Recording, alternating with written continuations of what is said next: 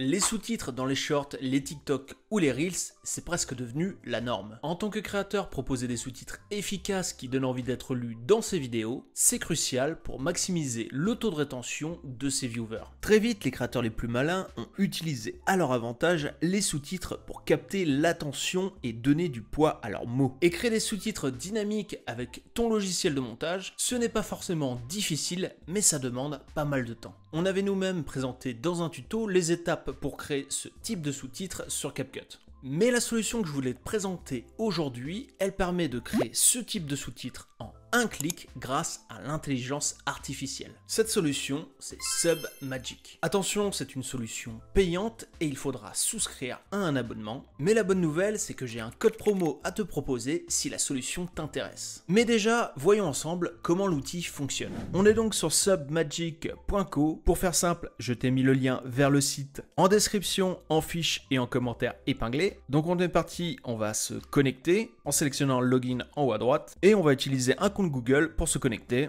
Donc il te faudra une adresse Gmail. Une fois connecté, je vais dans Project et je vais créer un nouveau projet. Pour créer mes sous-titres, je vais donc uploader une vidéo directement sur le site. À noter, pour l'instant, le format accepté, c'est donc du MP4 et un maximum d'1 minute 30 par vidéo. 1 minute 30, c'est aussi le format idéal pour des shorts, des Reels ou des TikTok. Ma vidéo est uploadée, je vais pouvoir ici attribuer un nom à mon projet. Je peux choisir la langue dans laquelle je veux mes sous-titres. SubMagic fera une transcription automatique. Je vais travailler sur les sous-titres français. Les sous-titres sont en train de se générer, ça peut prendre quelques dizaines de secondes.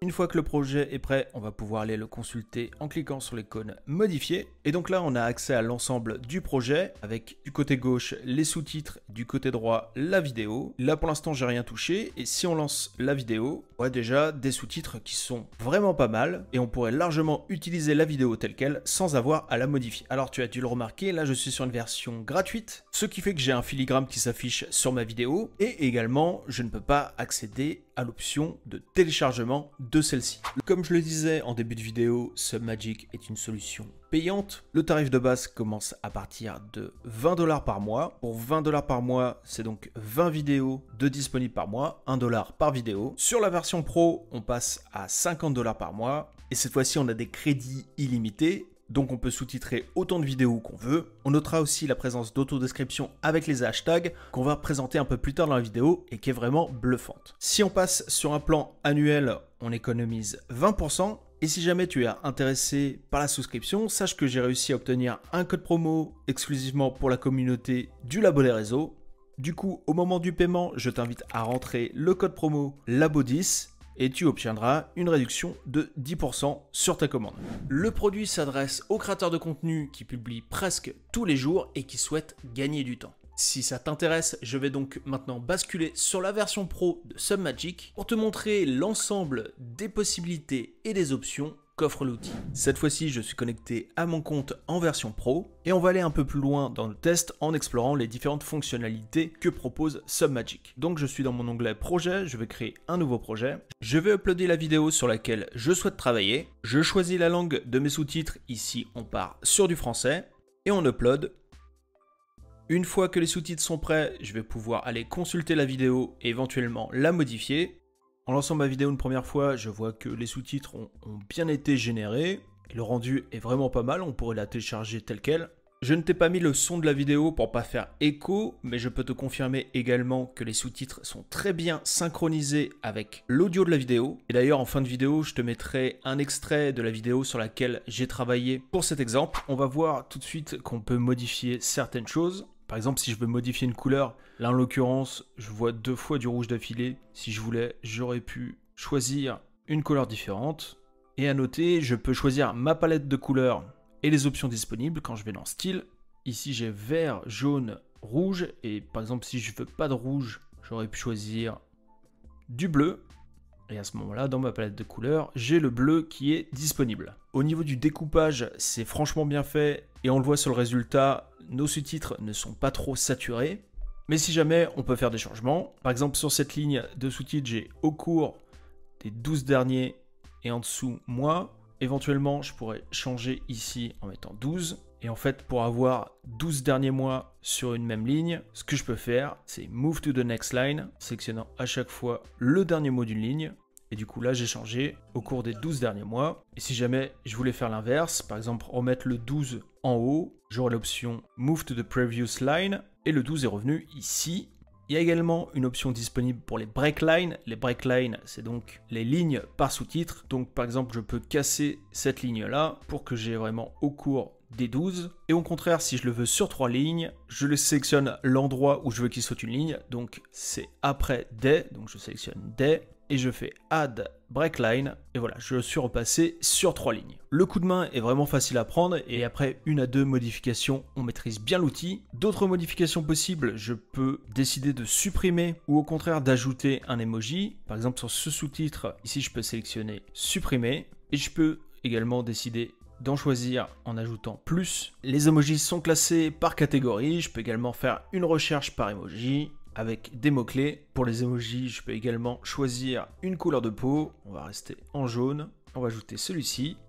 Et enfin, en dernière option, je peux modifier le temps d'affichage d'un sous-titre. Par exemple, si je veux que celui-ci s'arrête à 14:45, et là, au contraire, faire commencer celui-ci à 46. C'est une option d'ajustement. Mais franchement, l'IA fait bien son boulot et la synchronisation est vraiment bonne, donc ça peut être utile, mais ça ne sera pas une option qu'on utilisera beaucoup. Autre onglet, niveau style, on va pouvoir choisir entre 3 thèmes différents. On a donc le thème principal, celui que pas mal de gens essayent de copier d'ailleurs, c'est le Hormosis Style, mais on a 2 autres thèmes qui peuvent être intéressants. On a le Dynamic Sync. On a aussi l'Inspire Impact, un style aussi sympa à utiliser pour ces vidéos. Enfin, on notera en dessous la possibilité d'augmenter ou de réduire la taille de la police, si on veut des plus petits sous-titres ou des plus gros sous-titres. On va le mettre ici à 34, et également la position verticale du sous-titre, à savoir si on veut placer les sous-titres en haut ou en bas de la vidéo. On va le laisser ici en bas à 450. Et en bas de page, donc, la palette de couleurs, une option qu'on a déjà vue un peu plus tôt dans la vidéo.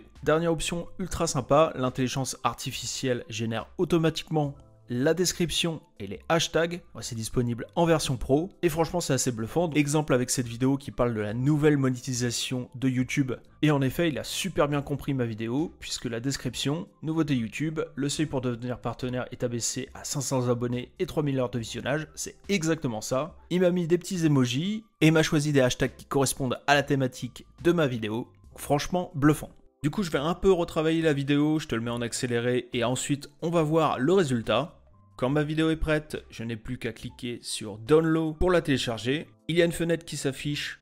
Attention, il ne faut pas quitter la fenêtre. Généralement, ça prend quelques dizaines de secondes. Et du coup, on a cet écran de confirmation qui s'affiche, qui nous explique que la vidéo est en cours d'exportation et qu'on va recevoir un mail indiquant que la vidéo est prête. Là, tu peux quitter ton logiciel ou éventuellement relancer un projet. Et quelques minutes plus tard, plus exactement, moi, ça m'a pris 3 minutes, j'ai reçu un mail avec un lien me permettant de télécharger mon projet. Et l'option de téléchargement est également disponible sur ma page projet. Et voilà donc le résultat final avec ma vidéo sous-titrée. YouTube annonce la baisse des critères d'éligibilité pour l'adhésion à son programme partenaire. S'il fallait jusqu'à présent 1000 abonnés et 4000 heures de visionnage ou 10 millions de vues sur les shorts au cours des 12 derniers mois, le seuil est abaissé à 500 abonnés et 3000 heures de visionnage sur les formats longs ou 3 millions de vues sur les shorts, toujours au cours des 12 derniers mois. Voilà, j'espère que cette vidéo de présentation a été utile. Je tiens à préciser qu'il ne s'agit pas d'une vidéo sponsorisée. Par contre, le lien que j'ai partagé est un lien affilié. Et pareil, pour le code promo, il s'agit d'un code promo affilié. D'ailleurs, je te le rappelle car il peut te faire économiser 10% sur ta commande, Labo10. Pour moi, Submagic est une solution qui s'adresse aux créateurs qui ont déjà réussi à monétiser leur audience et qui peuvent se permettre de dépenser 40 € par mois sur une tâche qui est très chronophage. Et si tu es un plus petit créateur, que tu n'as pas forcément le budget pour ce type de service, mais que tu souhaites créer toi aussi des sous-titres dynamiques, je te renvoie au tuto CapCut que j'ai fait sur le sujet et qui explique comment créer ce type de sous-titres. Merci de m'avoir suivi, j'espère que cette vidéo t'a plu, à très bientôt sur le Labo des réseaux.